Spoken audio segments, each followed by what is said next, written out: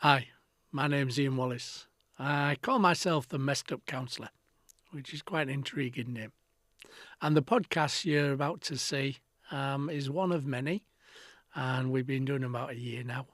So you can look back and see all the things we've talked about with guests and on my own over the process. A lot of the information I use in the podcast initially came from the first book I wrote in 2011. Why do we do that? What do we do about it? And that came out and was the basis of all my learning, understanding at that time, which is going back a few years now. And that process of understanding how the world works for people, how we can alter, change, and adapt it, was kind of what it was there to do with the initial stages. I've made that now an audiobook as well, so it's available on Amazon as an audio file that you can check out and you can download to your heart's content, and hopefully that will be helpful. In the podcasts, we're trying to look at all sorts of things about human interactions, human dynamics, the world, and how we might understand it more or change it more. So it gives you lots of ideas and tools in order to think about and look at different ways of being or dealing with things. And hopefully that brings people together and makes people more able to connect and communicate. Lots of topics. If you ever want to connect to me, just obviously drop me a comment on the podcast and I shall try as much as possible to reply. And if you've got any ideas of things that we might want to use on the podcasts, then please let me know. My name's Ian Wallace. Thanks for looking and thanks for listening. Hi, and welcome to another podcast from Ian Wallace, the Messed Up Counsellor. If you're enjoying these podcasts, please like and share them and give them to your friends, or the links to your friends and family members, because you never know if they might be going through something that one of these podcasts. We're up to, this one is 114 now, so we've been kind of doing it over 2 years. So there's an awful lot of content, an awful lot of stuff that we've talked about, and with other people as well as guests on the show. Today, what I'd like to look at is power and control in our work and relationships. A lot of people see power and control as a negative, and sometimes it is, absolutely. But I think it's something that all of us like to have. We don't always have it, obviously, but I think it's what we need sometimes to know where we are and for people to agree with us or be with us. And that power and control is not always a bad thing that people do.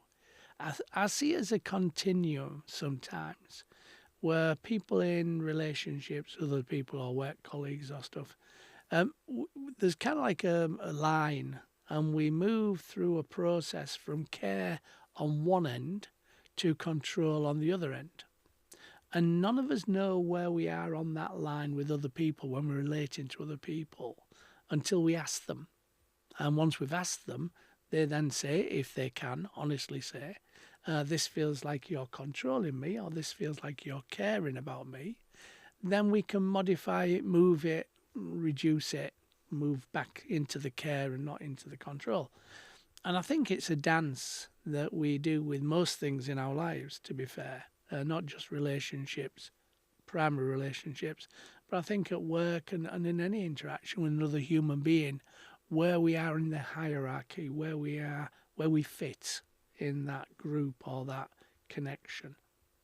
And I think when we're looking at that aspect of feeling as though we are in control of our worlds to whatever degree we can is part of making us feel safe, mentally, emotionally, physically, with that. We can't control the future. We can't control life. We can't control anything, really. It's kind of like it's something we would wish for, but not necessarily always achieve. I can't control what's going to happen in the next minute. The lights could go off. There could be a power cut. There could be all sorts of things happen that I have no control over, and I would have to work that process. So although we like it, we can't hold it too tightly, if that makes sense. So we have to have flexibility. We have to have things that we could move and change and alter and adapt if things change or if things happen. When we look at those things with other people, the power and control, now sometimes there's a power aspect because they may be our boss, they may be our partner who is better at some things than us, so they have control of those aspects. Usually those are negotiated. Usually we know where we are. Certainly if it's our boss, we know that there's rules that we will have to obey, things that need to be done. There'll be things that's required of us. Yeah, and the same with relationships to a certain degree. When we look at that aspect of power imbalance, so maybe somebody new has come into the team at work and their input has kind of made everything change around us because they're interacting with us with different things. They may have taken a job offers, they may have interacted in a more powerful position and they're coming in.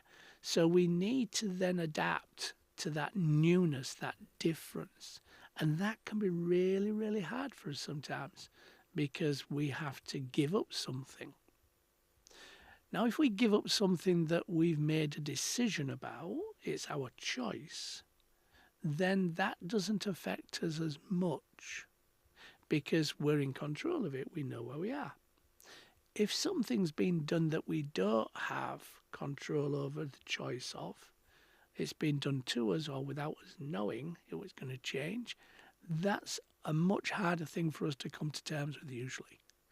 Because that not being in charge or not having a voice or not having a choice is really hard to kind of come to terms with because it doesn't feel like we've been included. And insecurity isn't an easy one. And injustice definitely is not an easy one for us to cope with sometimes. So how that process of power and control impacts on us depends a great deal in how we are aware of it or what input we've had on that process. So say, for example, we're going out and we've arranged where we're going with the people we're with, and then all of a sudden somebody rings us that says, oh, by the way, we're not going there anymore, we're going here. So one person has made that choice. Now the rest of the group obviously can do one of two things. They can go with that choice for whatever reason, and how that's been put across, how it's been explained. Well, that place has got a bad reputation now. It's not nice. This place is much better. That's a reasonable thing to kind of work with. If it's just because I say so, that's an unreasonable thing to work with.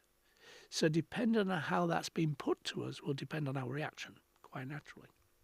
So if we go to that place, the new place, that one person has decided we're going to go to, then we'd go with probably feelings of, I didn't have a choice, or I'm not really happy about that, don't know what we're doing, don't know what this place looks like. So we're going to have ideas of discomfort in some way, shape or form, possibly. Not always, but possibly. And then when we get there, if it's a great experience and it's a wonderful thing, we probably would be okay with that. If we get there and it's not what we expected or it's a bad experience, then we more likely will blame the person who made the choice. Because somebody has to pay. Somebody has to be the point of that discomfort. So we might then talk about that person in a derogatory sense. Oh, he's done this or she's done that. Or, this wasn't as good as we thought it was going to be, And the whole range of things will come in on that. And usually we'll catastrophize it even further and make it much worse than it really was to amplify our point, And so that process of power and control, we would try to put that person down or make them less powerful. We might not, next time something occurs, take their view on it and say, well, actually, no, last time you chose, it was terrible, so you're not going to dictate what's going to happen. And we can do that within friends and with people that we relate to. Less likely to be able to do it in work, because work, in a sense, controls us, unless we're self-employed. And that process of work would have a different dimension. The power and control is possibly structured, and although we know where we are in it, if we got a new manager, for example, there would be, even though there might be the same structure that person works to, there'll probably be different ways of doing it. So again, if we're given that as a thing that we have to do, and we aren't given a choice or input or understanding, then we won't necessarily react well. So when you're looking at this from any changes, no matter what the change is, wherever the change is, try and think about how the other people involved in that has been brought into that idea or that change or the issues around the change. When I'm working in a workplace and doing some work around change and acceptance of change, the interactive process between the people that's involved in it massively changes dependent on the people. So what I would do if I was looking at change within a workplace is I would go in and work with all the people, all the individuals, to kind of get a sense of how they see their world and work their world. And then look at the change that's going to be adopted and then bring those people together in a way that all of them have a part to play in that change. Because they're given the information, they're given the understanding, they've got choices maybe as to what they do within that change and going forward. And that will create a harmonious process of change. There might be some hiccups with people saying, well, I didn't know that, but now I know this, what do I do about that? So there might be some bits and pieces to do. But by and large, people are brought into it, they're given the understanding, the reasons for it, it makes sense to them, and they will work that change. If somebody goes in and says, this is what's happening, and nobody has a voice, then less likely to want to change or adapt. And they're probably going to make it as awkward as possible. A long time ago, I was working with a company, and there was a CEO, and we were talking about the company, the dynamics, and a lot of the people in the company were working satellite stores or satellite places around the country. And there was something like 70 or 80 people working around the country. And the CEO, coming up to Easter, they said, right, okay, I'm going to give everybody an Easter egg. I said, oh, fantastic. You don't usually have to reward people with a lot of things to make them feel included and valued. It can be something fairly small. And I said, how are you going to do that? And they hadn't thought about the consequences because their idea was that there was 3 depots around the country of these 70 or 80 people worked out of, and they all worked from home, apart from when they came in to collect things and stuff. And so I'm sending all these Easter eggs to these 3 central offices. Oh, right, okay. So how are they going to get to the end person? I never thought about that. Oh, so you're going to have 70 or 80 Easter eggs going to 3 depots, and you're going to have those people that work in the depots seeing these Easter eggs, and you're going to rely on them to send them out. You're going to rely on them to remember. These people don't come in every week. They might come in every month. And what happens if 2 or 3 of those people don't get an Easter egg and everybody else does? They're not going to be happy, are they? And even that small thing would have created a disturbance because there was something aspect of power and control in that. The ones that receive the Easter eggs, they are being looked after, they've been valued, they've been respected. The ones that don't receive them, they weren't having those things. So they would feel less engaged, less powerful, less in control. So we rearranged the process, thankfully, before they went out. And we delivered them to everybody's house. And that created a process of connection, of the teams being all the same, all valued, all respected.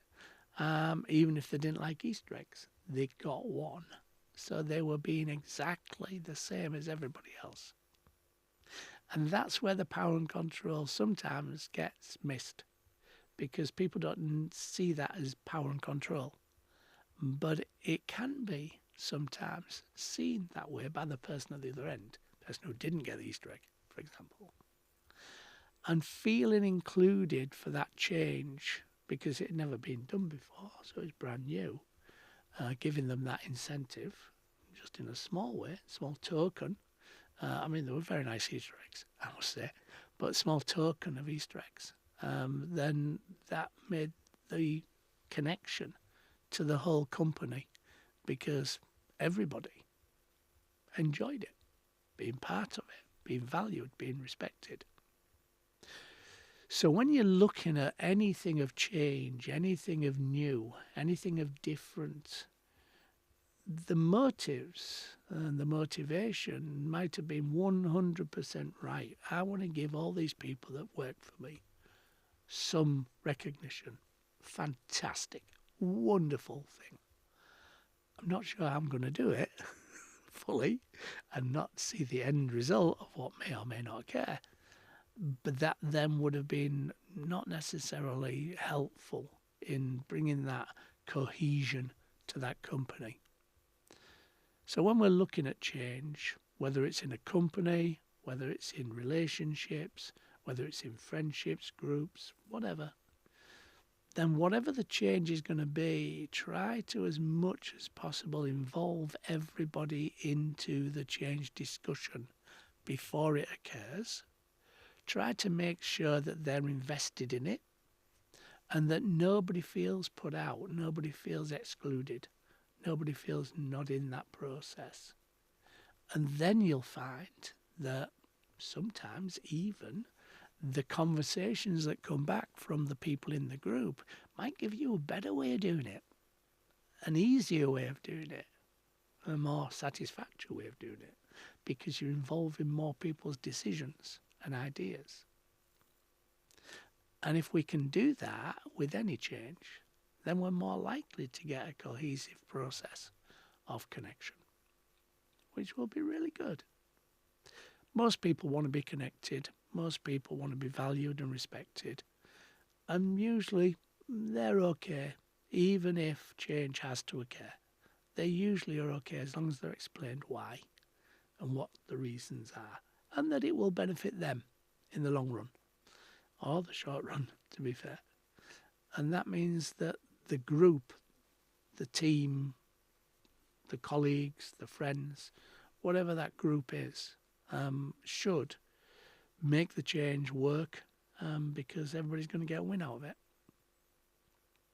Hopefully that's made sense and given you some ideas about how you might affect change or look with change and work with it in the future, And if you're working with change in environments or organisations, then maybe it's given you some structures that you might not have thought about and ways of looking at it that you might not have thought about.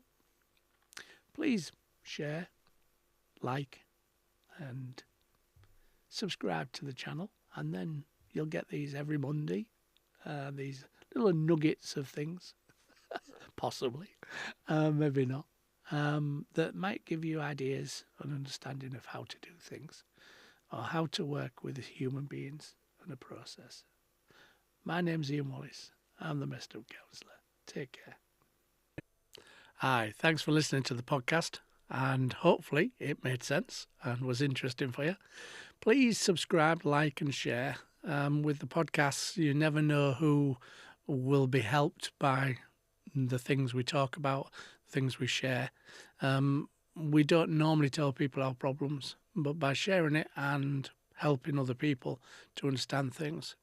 The book Insecurity, It's All About Me, is also available now through Amazon, and it gives you an understanding of what drives insecurity, how insecurity works within our human dynamics, and how you can get a much more secure connection with people. It gives you lots of ideas and thoughts, which is really good. So thanks for listening. Subscribe, like, share, hit the button. And if you've got any comments, please give me them and I'll do my best to answer them. Thanks very much. Take care.